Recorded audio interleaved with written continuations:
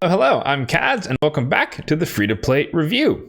So today's topic is going to be the Hero's Path, featuring some legendary tomes, mythical tomes, and the 5-star perfect soul for Eostrid Dreamsong, the ongoing/ending fragment summon champion. Now, funny enough, it's actually just called a basic Hero's Path. There's no fancy name. There's no like Eostrid Path or Dream Path or anything like that. So it's kind of funny, at least to me.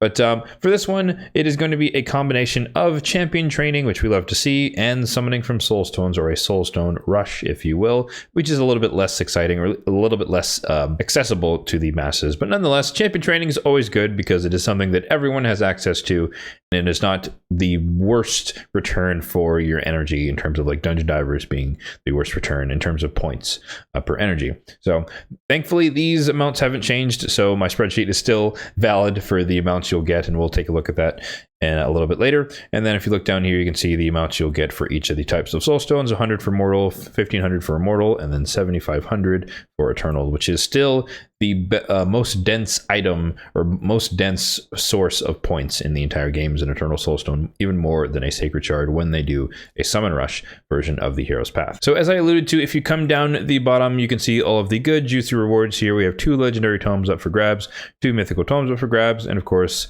the crown jewel of the 5-star perfect soul for Eostrid Dreamsong. Now, as most of us know, a 5-star soul is extremely powerful, particularly after the rework to blessings, because that's where you unlock the bonus accuracy and resistance. So 75 in this case for a legendary, on top of all the other stats you'll get along the way, making her extremely powerful, or more powerful than even before for Hydra Clan Boss, which is again where I think she's going to shine, but she could also be pretty decent in the arena if you need some sort of secondary speed booster type champion on your teams. The other nice thing about this particular path is that it's pretty straightforward. There's no like weird junctions or anything. It's pretty much you either come down the sides to get the keys to unlock the tomes, or you come down straight through the middle and then you go for the perfect soul. So if you wanted to isolate one of the legendary tomes, and I would recommend that you come down the right side because you do get a void shard, but it can depend on how you value voids versus primals and whether or not the 2,000 coins is worth your pursuit. But either way, it's relatively the same between both sides.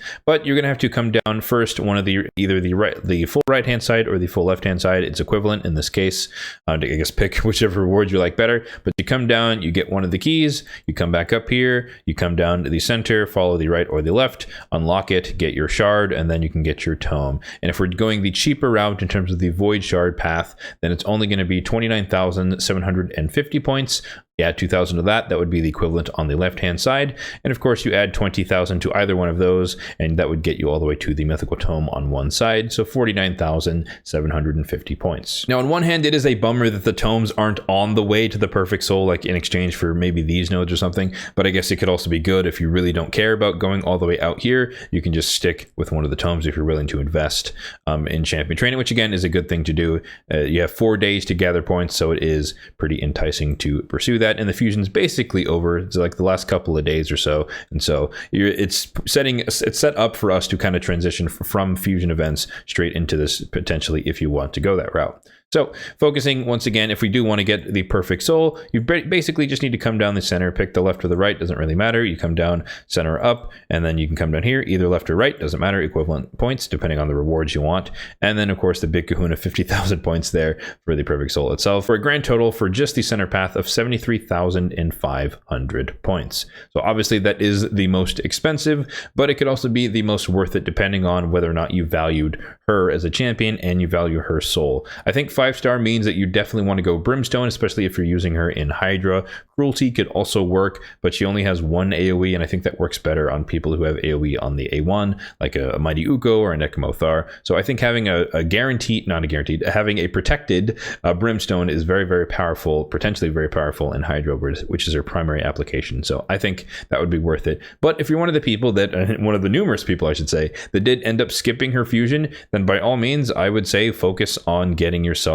one of the legendary tomes and probably one of the mythical tomes. It's kind of on the way there. It's a little bit past it, but if you're already investing all the way to get one key, you might as well go out there. Again, there's not much else you should be doing right now, and champion training is a good use of your energy. If we pop over into the spreadsheet, we can take another gander at the specific things.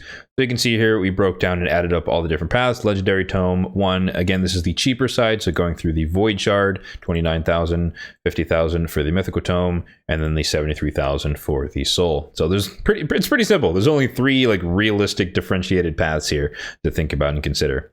The one thing I didn't mention, of course, is that obviously you can pull Soul Stones if you wanted to achieve any and all of these milestones. So these are the respective points, and you can see how it would break down. So obviously, if you had 10 Eternal Soul Stones, now would probably be a good time to do it if you're really going for the Soul. But so you can supplement your champion training with however many Soul Stones you want to apply. Obviously, Mortals are not the best investment because you get such a little return in terms of points.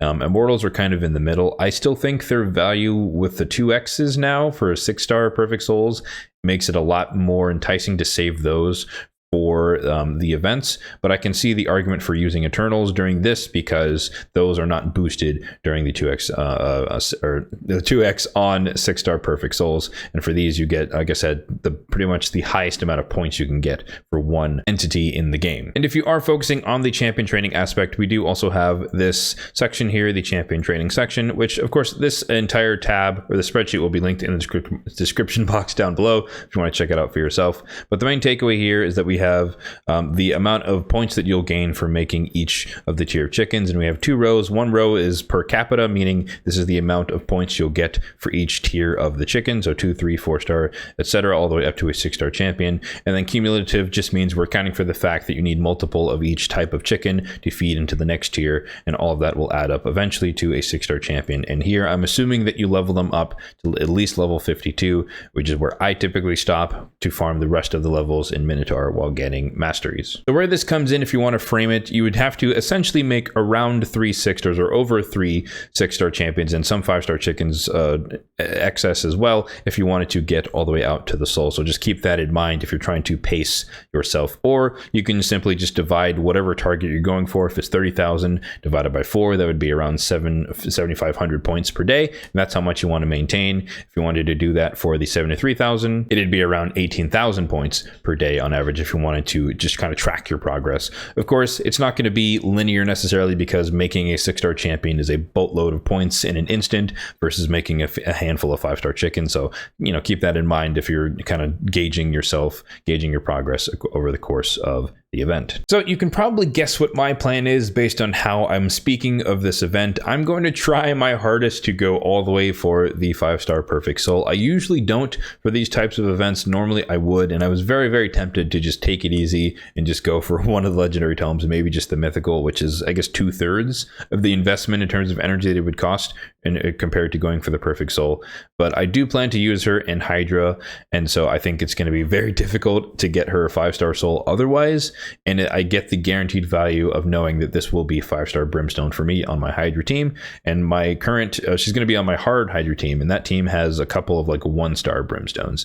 So it would definitely be a massive upgrade potentially for that team. And so to me, I see the value in it, but it's going to be a long grind over the next 4 days. And I still have to finish the fusion. I still have like 15 fragments to go. I have to do Dungeon Divers, Ice Golem, as well as Artifact Enhancement. So still have to work on that. But as soon as that's finished, I'll flip over and switch to all going in on champion trading just so I can get this Perfect Soul. So yeah, because this path is so simple, there's really not much more to say. So let me know in the comment section down below, which milestone are you guys going for in this hero's path? Are you attempted to do any of it, or are you skipping it? How far are you planning to go? As always, if you did find this video helpful, then be sure to hit that like button down below. And if you enjoyed the video, then be sure to subscribe to the channel for more content just like this one in the future. Thanks for watching, and have a good one.